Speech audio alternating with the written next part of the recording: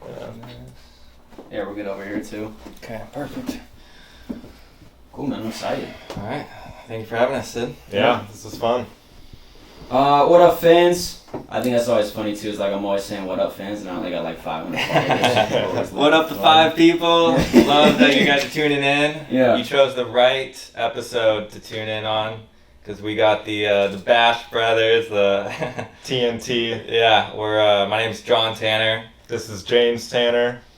And we haven't seen Sid since junior year because I just found out that he went to St. Clemente. Yeah.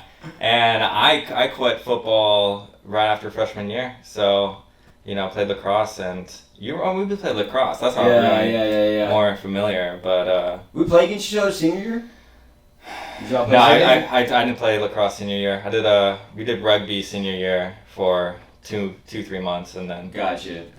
Yeah. Rugby's a fucking tough ass sport, bro. That shit'll fuck you up. Talk to me about that, man. What's that like? So AJ Andres got us into it, and we had a handful of friends that had a team, and at Tesoro, and Coach Barnes was the coach, and we went out to not Coach Barnes, it was Coach Hughes. Coach Hughes, and we went to Flojo Park. I remember our first practice, and it was, we would scrimmage. We do a couple of drills, but I remember the scrimmage. I was running down John Eastfold. I don't know if you know him, but he was really quick, and I remember I tackled him. It was like no injury at all, and everyone got super hyped, and I was like, okay, I like this, because if you're a big player, you'll bash against people, but if you're quick and small, you'll be the wing, and you can just there's no stop and go like football. It's like it's always going.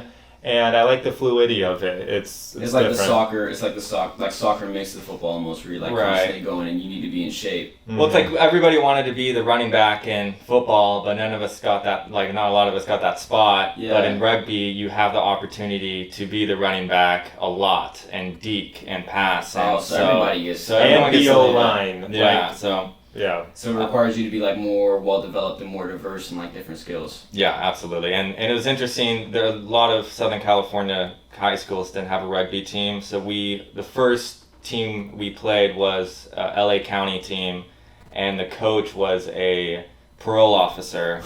And so the kids were so badass, so big. And it was one of the scariest moments in my life, honestly. Just and they're angry and because shit. you can't fake an injury or sit on the bench, because that means you're gonna put the smaller kid on the bench at risk. Yeah. So you gotta sack it up and just take it. And the rules with rugby is if you get out of the game, you can't come back in.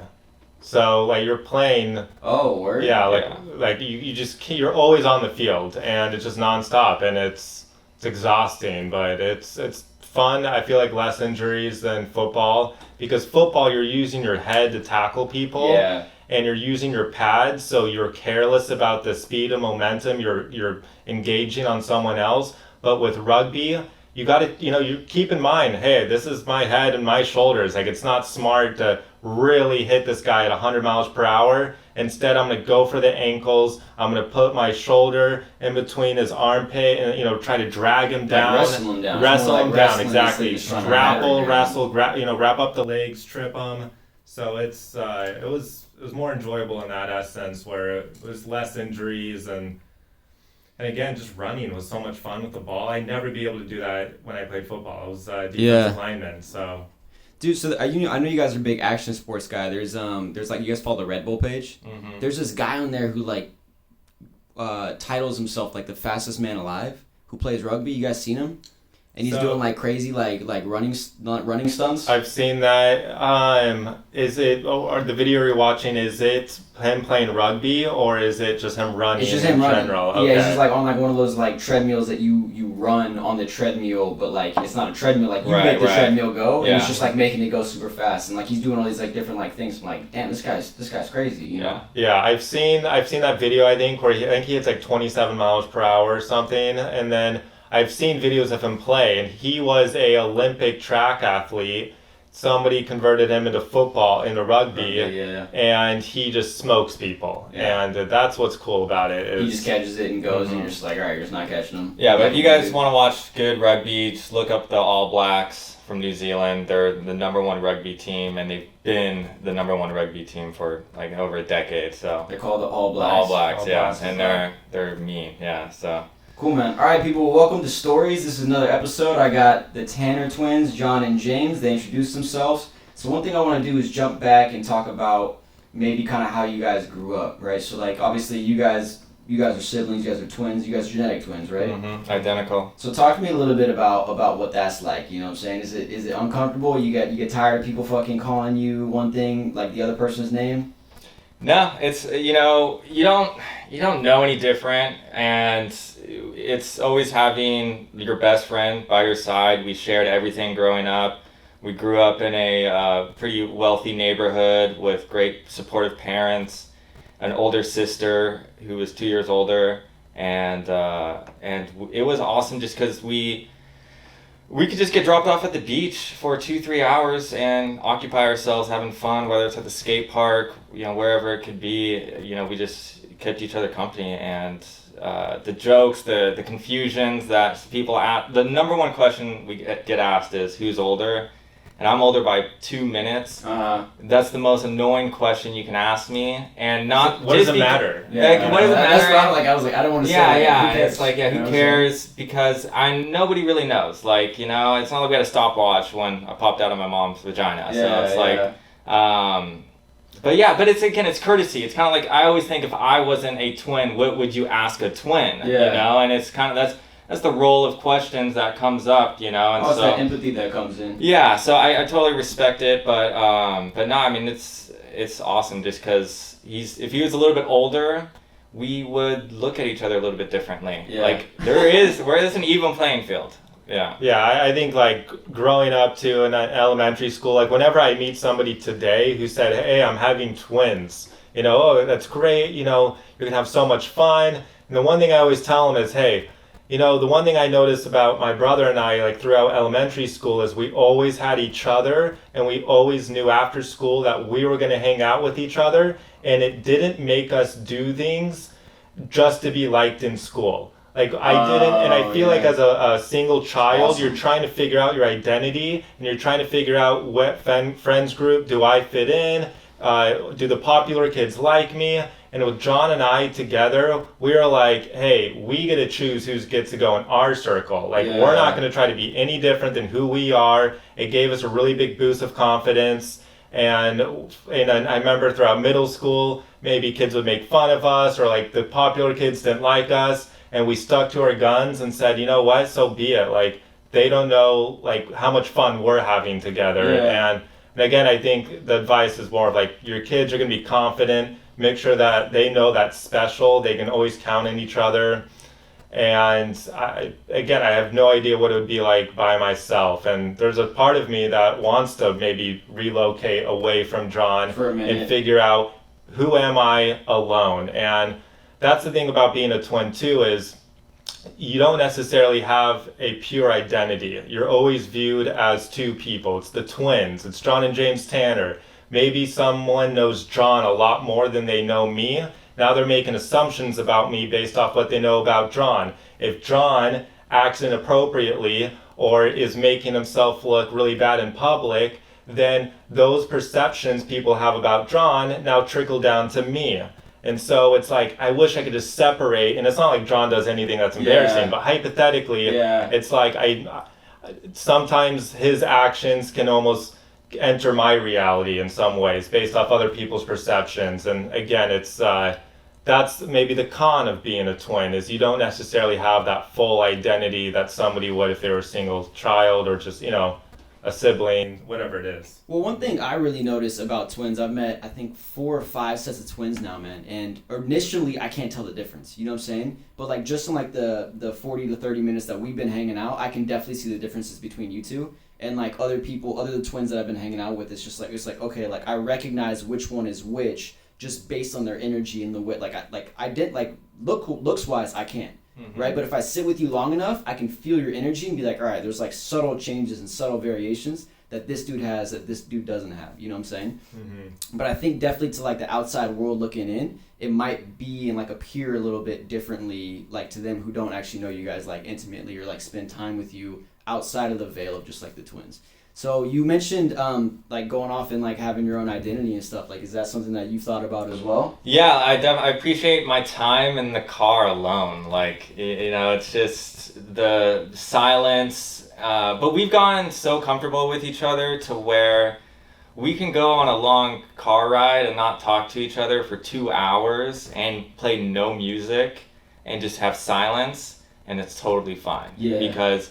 And the thing with like a lot of people is they find that awkwardness and silence, but with your loved ones, with your best friends, and especially with my twin brother, that doesn't exist. Like and so, you know, but when it comes to independence, like if we go down the typical track that a lot of people go down, settling down with a wife and starting a family, I'm gonna have my independence and my own family in that form.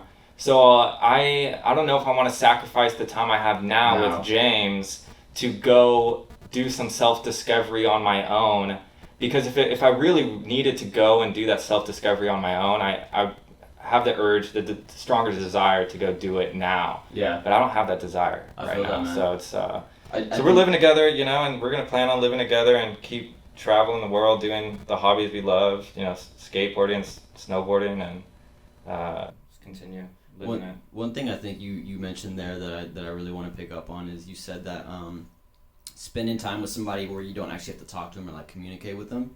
A lot of people think it's awkward, but I think that those are the best friendships, when you're so comfortable with somebody that you don't gotta talk to them and you don't have to communicate with them, because it's just like your presence is good enough, bro. Like just having you here is like dope.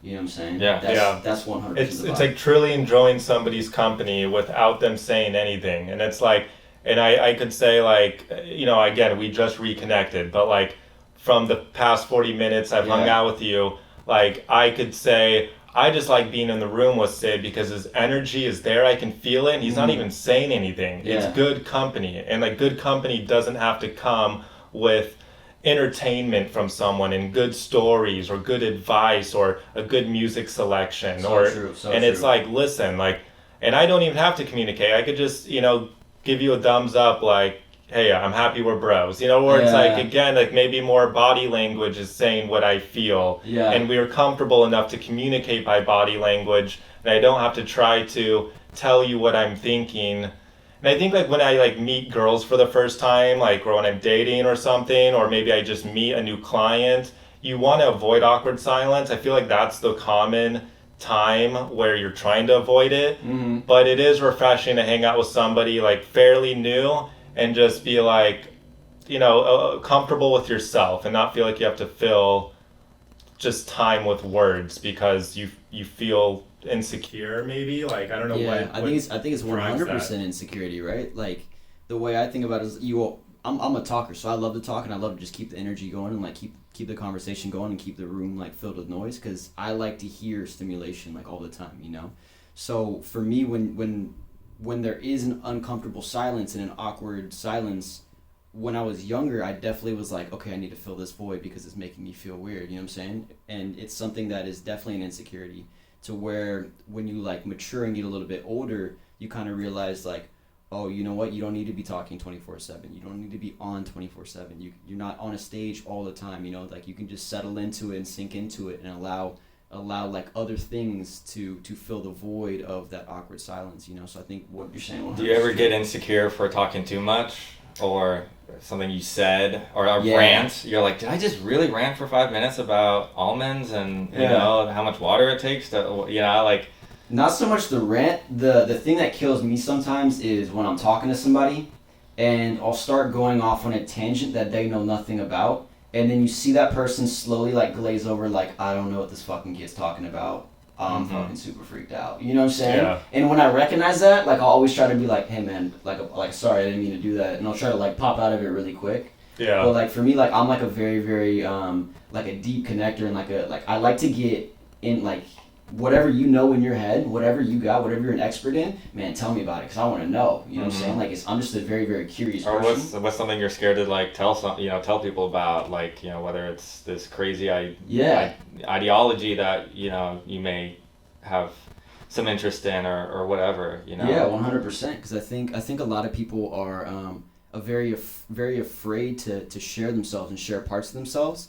And I've never been somebody who's afraid to be very open. I'm a very open person. I'm a very real person, you know. And I really try to like give that to other people, but it rubs people the wrong way when I'm too aggressive about it and I'm too intimidating about it, you know. So it's something that I've been working on, like reeling back and just settling into it and allowing just good things to happen, you know? Yeah, it's like being self-aware, you know, you can tell if you lost someone's attention or not, and if you lost it, you're trying to get it back, you switch topics, but like at least you know that, you know, and I would always encourage you, like, no, just keep talking, you're going to lose people's attention at times, be self-aware if you can, but you shouldn't not talk because you're afraid of losing attention towards someone. Yeah. And it's, you know, that's like a cop-out reason to not contribute to a conversation.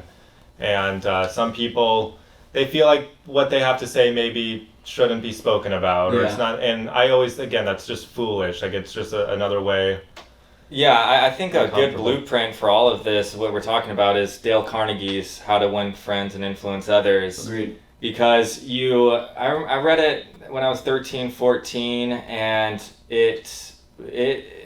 I play by those rules every day subconsciously now, asking people questions and try not to be so self-centered. And you hear all the shallow conversations that people are having all the time about the weather or about someone else on social media. I just stopped caring if I'm talking about something interesting that I learned this week or a genre or a topic, because it's not a shallow conversation. So if anything besides a shallow conversation, I don't give a shit if I'm ranting about it or I don't get insecure about it, because I know it's providing more value. It's expanding the conversation more than the shallow ones. And it's also something you enjoy generally, right? Like, you want to talk about the things that you enjoy talking about with people who also care about those same things, right? And if not, you're kind of wasting your time, right? Like, even with girls, you're going out and you're talking to girls and you're talking about something that she has no idea what you're saying, you know, like maybe you shouldn't be kicking it with her, you know, because it might be dope for like a couple weeks or so, but then you're like, man, I can't talk to you, you know, which is like, what's the point? And also, when somebody just looks away, that's an assumption, and it's not like she told me, like, you're not interesting, you know? So it's like, again, I'm just making assumptions. Maybe they're thinking, maybe they're like, it triggers something in their head about something in the past. Yeah, exactly. It could be anything. It could be, you know, distraction, but to segue back to the initial question, like, so growing up, again, it was great to have a brother. We did have an older sister. I had a half-sister. Her name's Emily, and you mentioned, you know, you have a half-sibling. Yeah, I got a half-brother. He's 6 years older than me. So how much older is Emily from you guys? She's probably 10, about 10 years older. 10, 11, okay. Yeah. Dad's or mom's? My mom, my dad's. Yeah. Dad's. Okay. Yeah, so I'm sure, you know, kind of same situation. You talk to your parents. I mean, one of your parents had a kid probably in their early 20s. 18, yeah. My dad's 23, so, you know, wearing protection was always, you know, demanded, like, you know, growing up, if we were ever going to fool around, because, you know, he didn't want us to make the same mistake or the same. Does he feel like it's a mistake? No, and I don't want to use that, but I think that's just like an appropriate word that anyone would say for someone who got knocked up early, you know. But no, I mean, it was a blessing, and it was a blessing because you know, cocaine was like rapid in the 80s, and my dad told me, like, all his coworkers, everyone was partying super hard. But he was one of the only few friends that had a child to support, so it really hunkered him down and made him a really responsible father, for us and provide. So it does, you know, again, we have friends in the same position, and we know that it's rough for them having a kid in their early 20s, but I know that the rate that they're at, what I'm seeing now, they're going to be great fathers in 30s and 40s. Yeah. Forces you to man up. You know, he manned up. He quickly got a corporate job, and I guess the interesting dynamic with having a half sibling is my half sister, she grew up in Long Island, New York, and she went to NYU, so she was, you know, completely different. Never saw her. My early memories of her is maybe like a few family get-togethers. I remember going to New York, seeing her graduate from college, and then it's also weird hanging out with the other family. So like she shares two families, and now I'm hanging out with these guys, and we're all cool. But then, you know, you just, like, the girl had an affair with my dad, and, you know, so it's like she almost like wronged my dad, and so then it's like, wow, Dad, I feel really bad for you. That's such a heartbroken story, you know. But now that you're friends with her, and like that's really mature of you, and I talked to my mom about it, my mom will say like, yeah, like sometimes I think that he just lets it go too easily. Like I think he should have been more upset about what she did to him. And then, you know, I talked to my dad, and he's like, listen, I get it. We're young. We had a kid together. Yeah. You know, I think they got married, and she was living, you know, she wanted to go right in life, and I was going left, and it just is what it is. You can't hold grudges, especially if you have a kid with somebody. You just got to be adults about it, understand it. Because it's about what's best for the kid. Exactly. And now my sister Emily is, you know, grew up fantastic. She's an artist right now, living in Seattle, and she does these great visual arts in like studios where like you know, like light fixtures and things like that. But very creative, really cool. Super smart. And now we're like tight, you know, and like we are, you know, we do talk, we get along. But there is a different dynamic between her and my sister that I grew up with. There's a different comfortability like level. And now it's like, great, we're both still young. Like with my half sister, I'm like, over time, like over my life, like I want to build that relationship that I have with my sister, and like now I want it with my half sister. Like I never even use the word half sister. I call her my sister, you know? And so yeah, it's. But I mean, have you ever? I remember I was on a chairlift with my half sister Emily, and I was like, "How was high school?" Like we never talked about your high school experience. Like there's so much to learn about you, and we you know we say we have a lifetime, but let's not take it for granted. You know, let's learn as much as we can about each other. I mean, how much do you know about your half sibling? Oh, I grew up with him. Oh, okay. Yeah. So my dad had a kid at 18, and it's actually kind of tough for him. His story is a little bit different. So my dad had a kid at 18 and was going to UCI on a track scholarship, and then what happened was he showed up to court for like a custody hearing, and his mom didn't show up, right? And then he's like, okay, we'll reschedule. And the second time, my dad showed up for the custody hearing, and she didn't show up again, so he got full custody. So he was just always in the crib, and like I grew up with him. Like he, to me, he's like, I didn't even know he was not my full. A different mom. Yeah, I had no idea, because like when you're young, you don't fucking know. You know, so like we would always like do WWE and wrestling. He'd beat my ass. He's 6 years older than me, you know what I'm saying? I'd always be crying and shit, and then he'd like crush me in video games. Like I would never win anything, and it taught me like important lessons in competition and like actually like trying, like getting better. Hoops in the street, we'd always play hoops in the street, dominate me. You know, so for me, it was like having like a full brother. It wasn't till I had like a younger sister and a younger brother that I kind of started to recognize the differences that we had between us. You know what I'm saying? So he's like very, very he's bigger and like more like bulky and like athletic in that sense.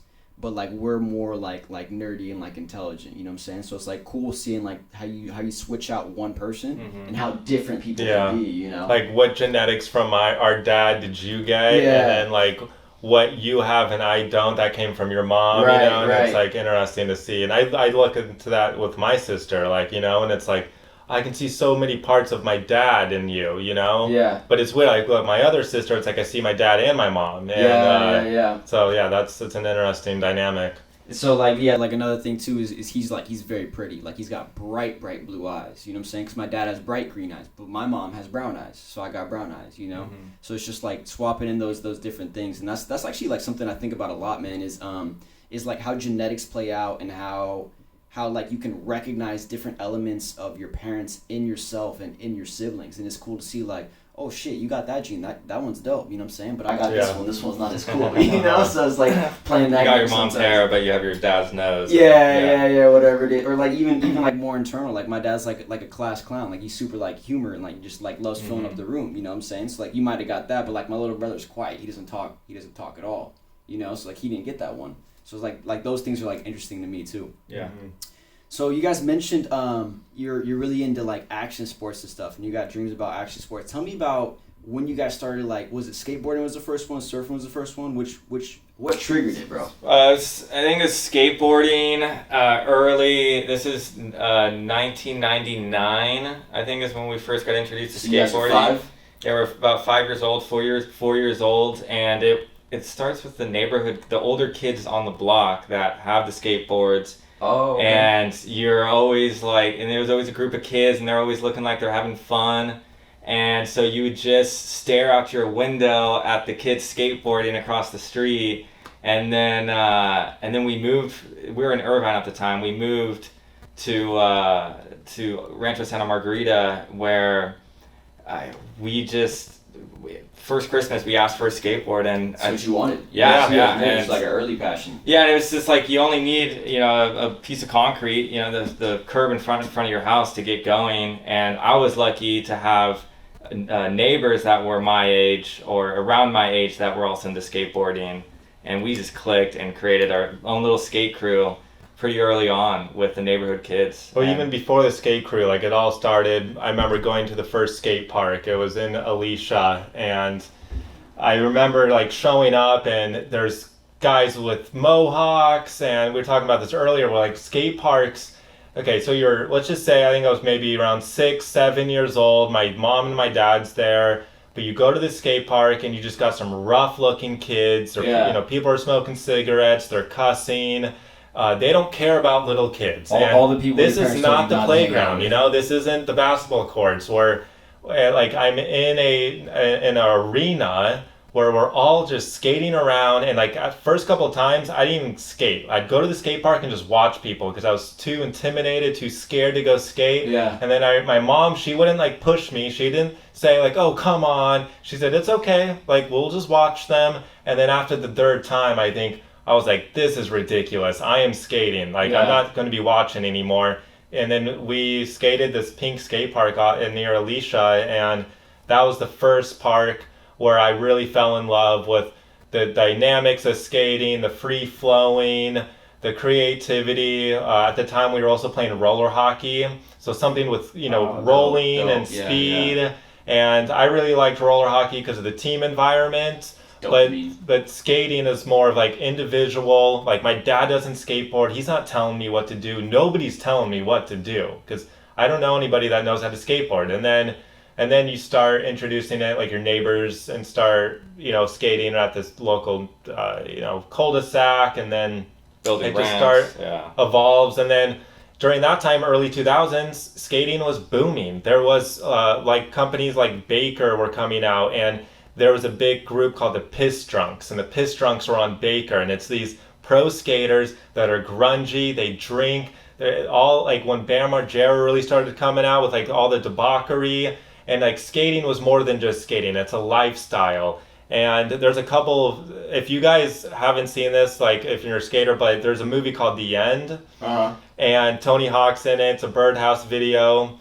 And that video pretty much made us fall in love with it because it was not only crazy skateboarding, but they would have this van, they would light it on fire, they would go run over trees. They just like would do these pranks, and it was just like so much fun. And that's what attracted me to it, where like there's no rules, it's not formality. Yeah, it's freedom, it's raw, it's real. And again, like being a kid, you want to be defiant, and there's something that attracts you to it. And skating had that part of it where it was popular in SoCal and it was accepted, but it still was viewed as like kind of a bad, like parents wouldn't like us, where it's just like, oh, like, I don't want my kids hanging out with the Tanner twins, they just hang out. That happened? I mean, for sure, like in high school it'd get worse, where like we're good people at the core of it, but we hung around. Like, I'm hanging out with you, like no way. No, but like we hung out with kids that they're trouble. Like they're not good kids. They didn't do well. They got into heroin. Maybe they're in jail. They just committed crimes. And so that's what also was nice about skating is I was exposed to these older kids who were like the bad kids in high school, and I was in middle school, and it made me really understand like what does being older feel like? What does it look like? It's hard for me to get that perspective, but when I go to the skate park and I hang out with these kids and like So I remember we were really young, and some guy just said, "Hey, you guys want to go to In-N-Out and like you drive?" And he's like a 16-year-old taking 10-year-old kids, 9-year-old kids to go to In-N-Out, and you're listening to Biggie Smalls for the first time on the radio, and you're like getting introduced to all this, and you're like, "There's no way I'm telling my mom that this happened tonight." Random person's car, and it's like it's that whole like. And there's a camaraderie. Like I still have so much respect for any skateboarder out there that is giving it their all, and there's people that I've connected with all over the world just through skateboarding. We've done trips to Barcelona, Paris, to go and strictly to skate, and it is so easy. It's the universal language. Like it's beautiful, and so. That's where I think, at a certain point you can ask yourself, are we going to be professionals or not? Yeah. And 13, 14, as soon as we got into high school, we ditched that dream because this high school was that dream for us in reality. Like we wanted, with older siblings, you see how the football games are and just the coolness of it, and you want to get more involved with that. Care about girls. Yeah. And then I remember for the long time we did want to be pro skateboarders. We started so this is kind of how it all started in regards to business and how we became interested in financial education is around 12 years old, 13 years old, our good friend Andrew Tomp, he was a huge skater too. We hung out all the time, and Andrew said, "Hey guys." He went to RSM. He went to SM High School in Tesoro, and then he did mostly online schooling for the majority of it. Okay. And but he was diehard skater, like more diehard than us. And then one day he was like, "Guys, you know what's cooler than skateboarding? Making money." And so he's like, "Let's be entrepreneurs." And so like the first book we read was Rich Dad Poor Dad. And that really taught us about have money work for itself rather than you work for money. Assets are liabilities. Exactly. Like a home is not an asset; it's liability. And just understanding all these different dynamics between finances that my father maybe never taught me or never taught in school. You just don't hear about that financial education. Exactly. So then we're like, okay, well let's take skateboarding and let's create a business out of it. So we started TNT skateboard lessons. It was a private, session where I'd go to the skate park. I would teach a kid how to skateboard. When was this? Like how long ago? This is 13, 14 years old is when we initially started it. Oh, fuck. So you guys have been doing this since like the rip. It was really amateur at the time. It was more like networking, maybe working with other companies, getting the lay of the land. And then we started understanding like, okay, we need a website. We need to file a DBA, because I need to get a tax, ID number. We bought a big banner and we were doing like advertising in our local community. And then we were also working at Selma's Pizzeria. So we were bus boys. Yeah. So, and I knew like, I didn't like that world. Yeah. And it was so much more exciting to read a book about marketing and then be like, I have a business I can instantly apply this to. And I'm going to work on my SEO. I just learned what SEO was. I just learned about sales funnels and how I can drive traffic from Facebook. We learned that you can go on Groupon and post your lessons for free on Groupon. And the way Groupon works is they take 50% of the revenue typically per deal they do. But people were going and clicking on our page and then calling us directly. And so they weren't purchasing it through Groupon. So it's a bad business model for them. Bad business model for them, great for us. It's free advertising. And we were the only skateboard lessons on Groupon at the time. So it was a great opportunity, and that trajected us to an opportunity where I think you would better explain. Yeah, so how we got into it. When I was a junior in high school, I met a girl. We clicked really well. We're really close. And I was doing the skateboard business with John. I was also working at Selma's, and this was like senior year of high school. Coming towards the end of senior year of high school, I developed a strong relationship with this girl's father. And this girl's father was an entrepreneur. He owned a business. All his friends were entrepreneurs.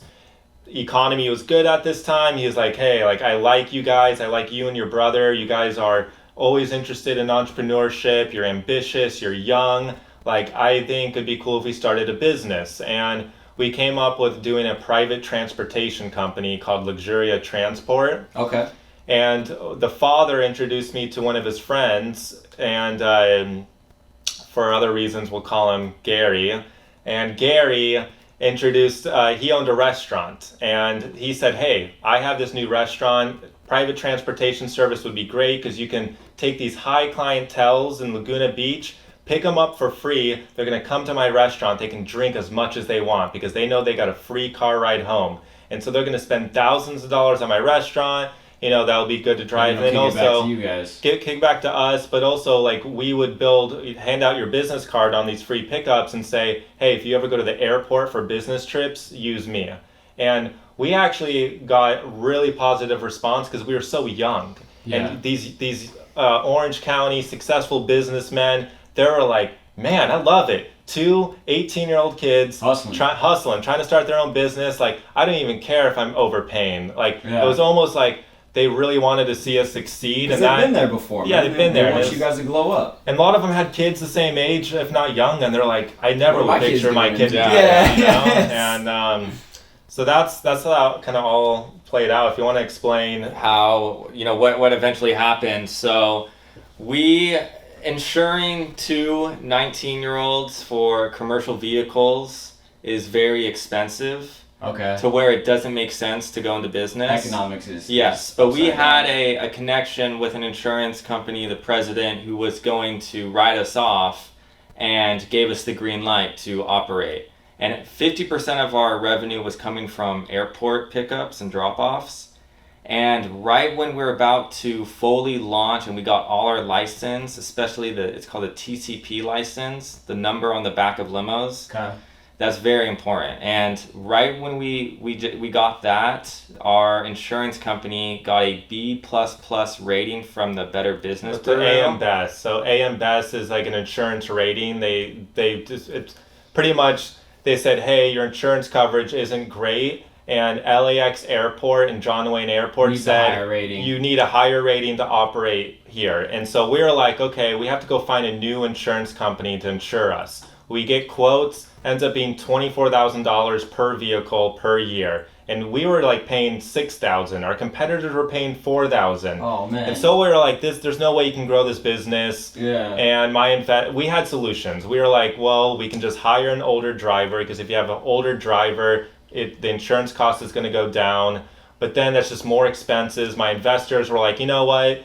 Let's just dissolve the company and sorry guys, cover losses. We'll just liquidize everything. And that was one of the scary. At that time, John and I dropped out of college already. Like, we took a few classes at Saddleback, and one time, which is when I say we talked about earlier, like having those wins early on. One of the biggest wins I would say is in our marketing class, we had a professor, Mrs. Knapp, and she was really cool. She taught a lot about business, entrepreneurship, and marketing. And in this marketing class, we had to create a business, a hypothetical business. Yeah. Thankfully, John and I had Luxuria Transport. So like, oh, perfect. Like, we already have this going. Here's our website. So we got an A in the class. But she, at the end of the class, she said, hey, I want you two to sign this notebook. And I let 3 students sign it in the class, every class, because one day they might be big, and I just think it's like a novelty I have. That's cool. But she pretty much hinted saying, you guys honestly shouldn't necessarily pursue education, like college education. Like, you guys already are studying a business, you're really excited about this, you're going above and beyond in my class, and that gave me the courage to be like, let's do it. Let's drop out of college, let's focus on this full time. And then maybe 9-10 months after that is when the whole insurance dilemma came. And so for 2 weeks, I was sick to my stomach. I was like, what am I going to do? I'm unemployed. I'm not going to college. And I maybe had $1,500. And I was just, and again, I'm 19 though. I'm still chilling at my parents' house. But it's scary. You're like, what am I going to do? Do I have to go back to school or something? And I reached out to one of the investors I was working with and just asked them, could I please work for you? And I started out as an admin for the first year.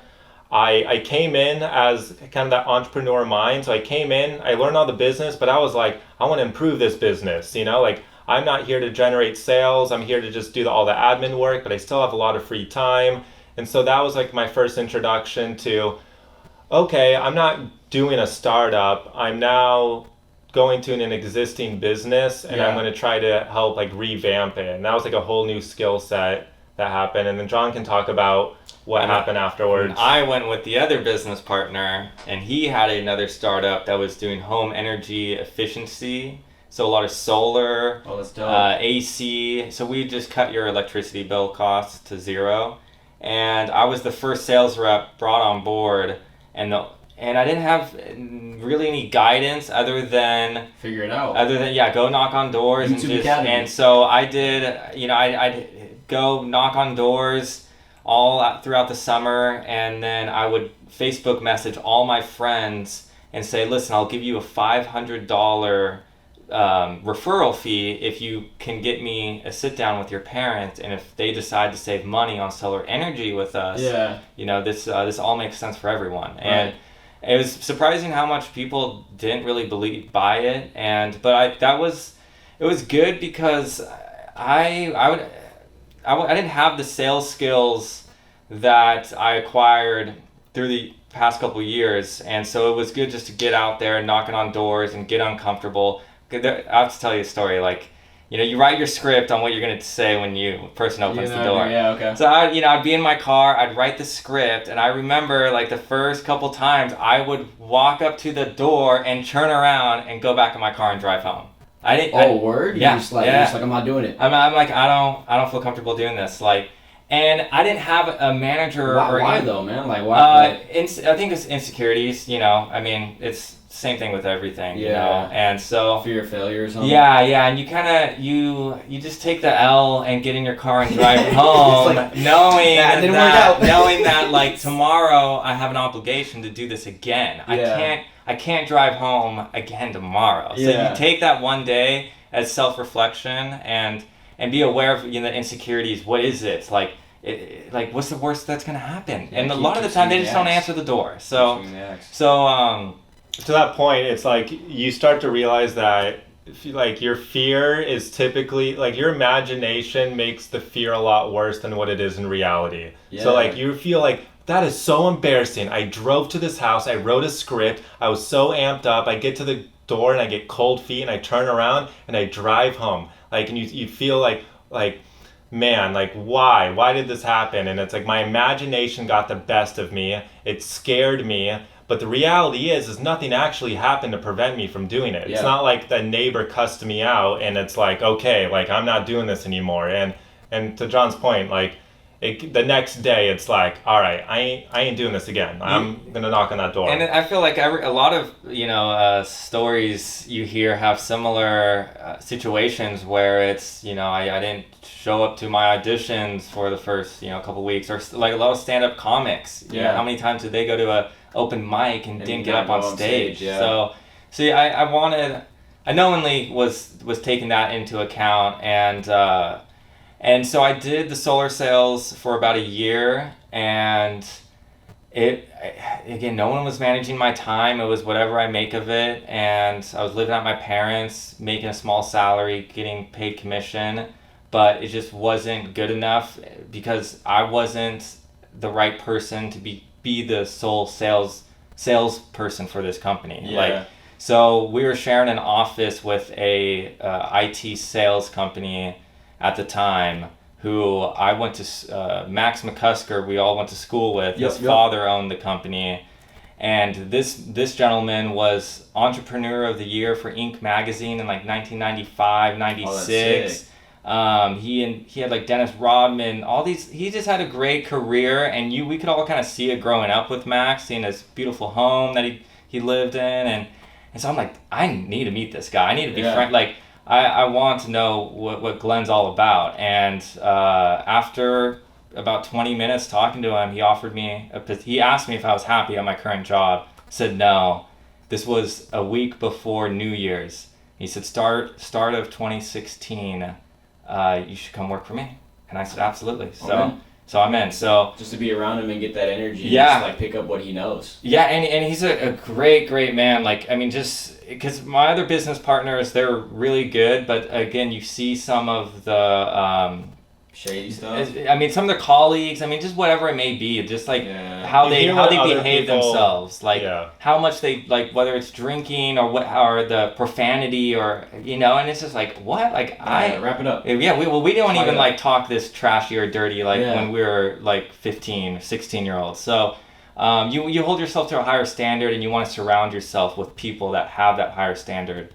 And so I've been at V2 Technologies is where I'm working at, and we sell computer memory, SSD drives, fiber optics, small sales company, and I'm selling to value-added resellers. I'm selling to other sales reps that sell into corporate America. And so I'm like the car manufacturer selling to the dealerships. Gotcha. So that's the chain of command we're in, and it's You happy with it, bro? I'm happy with it in regards to what it has given me in the past couple of years. It's allowed me to travel the world. Like when I do well, my boss has sent me to Spain and Lisbon and paid for everything for 2 weeks. I can't find an employer who's going to be offering me opportunities like that, or being super lax on what I do at work. No one tells me what to do. I go in, I open up my computer, and it's up to me every day, all day. And there's sometimes you'd rather be involved with a bigger corporation that can give you better tools and educate you, and my skill set would be beyond than what it's at now if I was at a bigger corporation.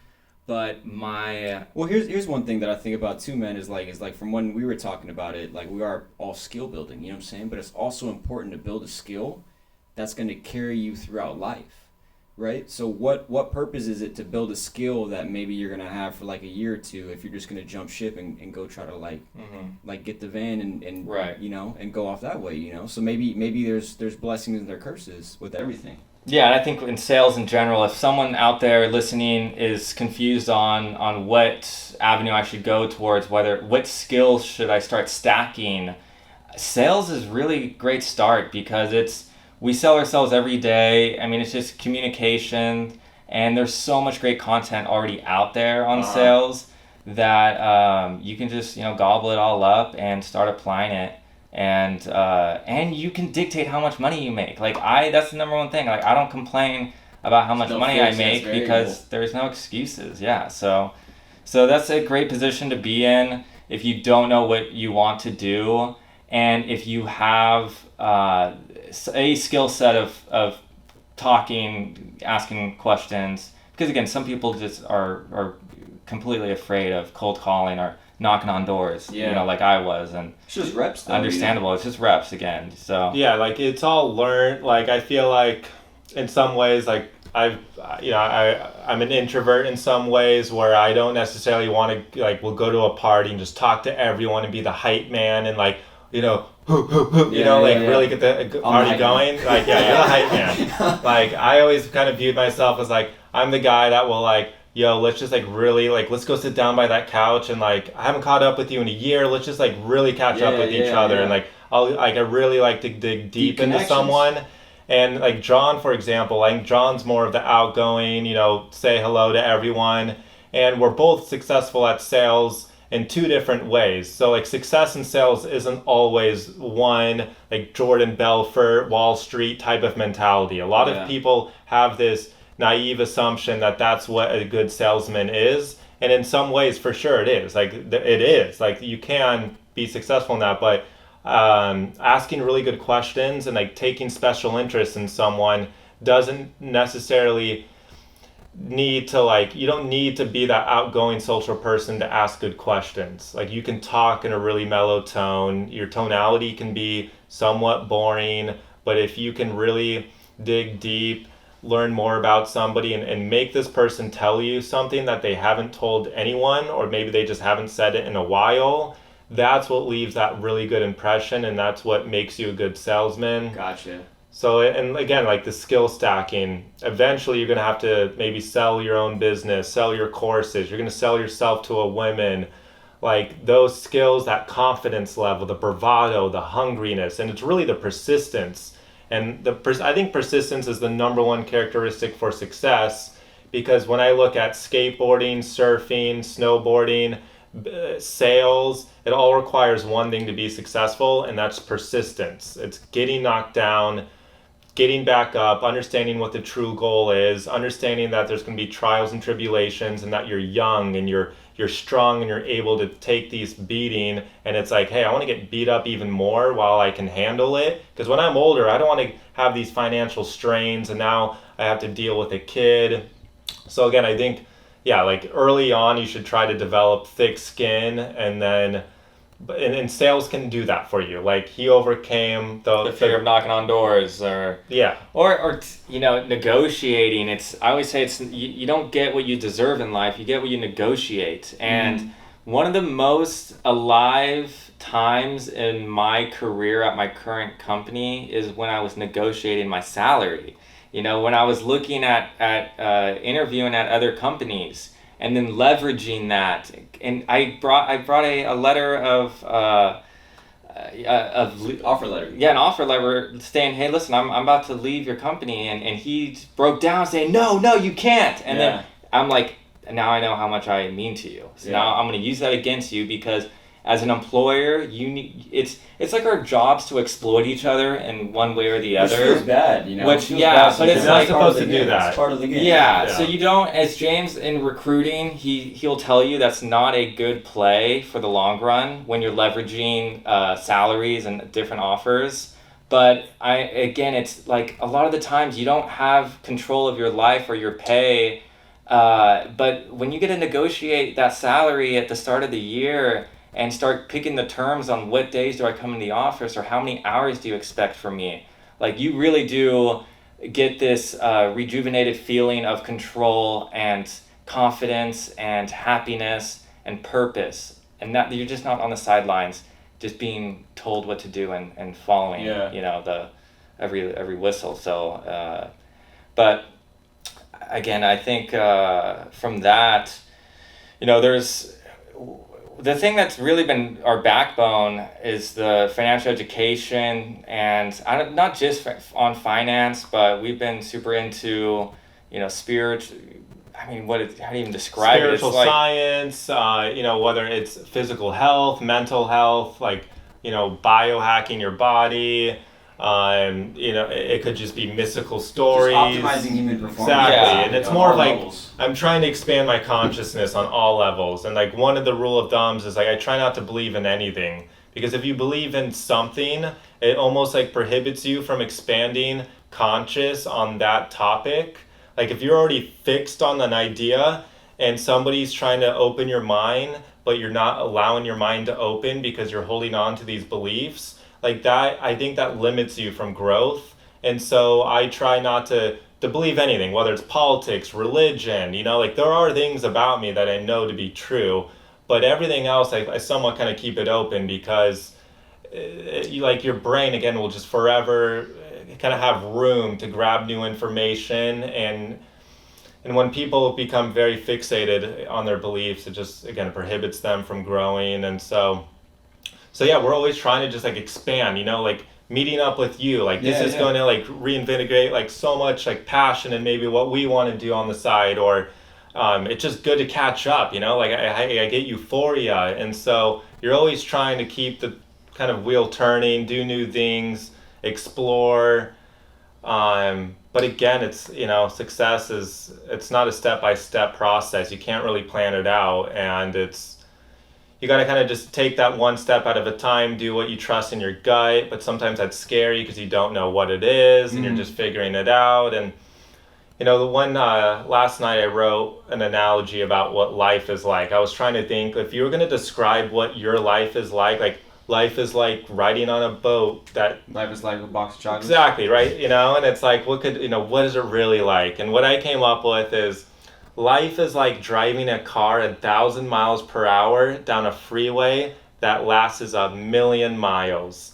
And you're going so fast, and there's so much more road to go on, and you're pumping the brakes with both feet, but the brakes aren't working. Yeah. You wish you could pull over and look at the map so you can collect your thoughts and you can figure out which direction do I want to go down in life, but you can't. You're stuck to the car, and you've got the map, against the windshield. And you realize that there's nothing on the map. The only thing on the map is a Sharpie. So then you realize I have to draw my own map while I'm driving, and I hope that I can get to my destination as quick as possible while enduring thunderstorms, heat waves, snowstorms, and you're trying to protect the vessel that carries you, the body. And I view that like kind of like life. Like as a young person, it's moving quickly. I wish it could just stop. I wish I could really make the right decisions, but I'm just making the best decisions I can because that's all I got. And I'm doing this by protecting my body. This is my temple. And I'm also okay with changing the direction in the map because there's a thunderstorm over there. I wasn't expecting that. I'm rerouting. Destination might be longer, but so be it. It's the best way. As of now, this is the best route. And I think that's a good analogy towards life, where it's like, it's a car that doesn't stop moving. We're trying to make the right turns left and right. And it is what it is. At some point, we'll hit our destination. You just don't know when, and you don't know, what are the treasures that are going to be at that destination. I agree. I think at the very end of the day, right? Like success is different for different people. And you got to kind of define, like exactly like you said, if you're drawing the map, where are you going? What does success mean for me? And I think generally what happens is everybody plays by the predefined map that society gives to us. You know what I'm saying? Like the blanket statement of like get money, get girls, get a big crib, like whatever it is, racks. So I think definitely for me it's changed in the perspective of like, okay, well, what is important for me and what can I be proud of and happy of doing every single day, and where that takes me and where that ends up is okay at the end of the day. You know what I'm saying? Like I'm cool with getting to that spot or getting to that destination because every single day, like I was either building towards it or that was the path that I was going. I was cool with going down that path. And then every single time you're going down a path that you don't want to go down, you always have the option to adjust. Yeah. Redirect, make a change. So we got about 4 minutes left here. And I kind of wanted to ask you guys about like what does success mean to you guys at this point right now, and where do you kind of see yourself going in the next 5, 10, 15 years, and how you guys like thinking about navigating those difficulties? Yeah, so I like that question because I think your first idea of success is buying your dream car or supporting yourself, buying the clothes that you've always wanted. And once you start making those purchases that you think you really cared about, I started realizing that my life isn't any happier having a nicer car than the car I grew up driving, right? And so my idea of success is becoming more of self-enlightenment, as I think everyone at the end of the day is looking for that inner peace with themselves. And so I'm trying to distract myself from, the materialistic dogmas of what society wants you to desire, and starting to create goals and benchmarks in my life that I want to hit that are on a personal level that is really only important to me, and so versus what other people want me to do. And so and then in the future I see myself taking a big leap, whether it's creating solving a problem. I'm looking through the days, like what annoys me and how can I solve that, or where do I really fit? Where's what's the role that you're going to play in the world? Yeah. I mean, and again, so it's and I'm excited. It's not gonna come really easily. It may come in my 30s, late 20s, early 40s. When it does. Yeah, when it does, I'll know. Yeah. And I'll all this time, what we're doing right here is just stepping stones to that moment that we're gonna manifest. So that's what I'm looking forward to. And again, I know I said it earlier, but when you suffer, the more you suffer, the closer you get to God. And so we've been doing triathlons and just making life harder for ourselves and pushing ourselves. Yeah. So like my answer, like I guess, what is success is like manifesting the life that you were meant to live. Like what success is at your deathbed. You're like, I made all the right decisions. I trusted my gut. I didn't follow social formalities or customs. I did the things that scared me, and I don't regret any of it. And I was a good person. Like, you can die peacefully. And I think success to everyone's going to be different, but we all know that there's this journey that our life is supposed to go on. And sometimes we're not on it because we're so comfortable making money, and the journey that we're supposed to go on takes a lot of courage and a leap of faith. And maybe we have responsibilities and we think that we're actually being responsible, but maybe we're actually not doing ourselves justice. And so again, I think like having the courage to trust your gut, make the decisions that like follow your bliss. And if you can do that and you can die happily, then you've lived a successful life. It has nothing to do with wealth, has nothing to do with how many kids you have. It's really just your own personal perspective. And then saying that, that's what I'm on right now. I'm on my journey.